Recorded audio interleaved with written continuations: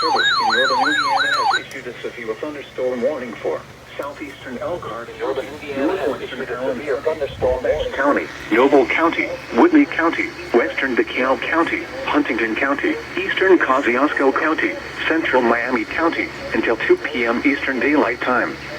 At 1:16 p.m. Eastern Daylight County in northeastern Indiana, Huntington County in northeastern Indiana, eastern Kosciuszko County, Indiana, central Miami County, Indiana.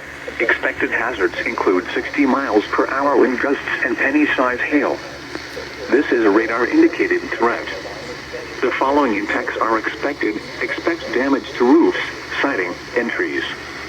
Locations impacted include Fort Wayne, Huntington, Warsaw, Peru, Wabash, Kendallville, Columbia City, Garrett, North Manchester, Winona Lake, Ligonier, Syracuse, Tri-Lakes, Huntertown, Avila, Albion, Churubusco, South Whitley, Milford, and Rome City.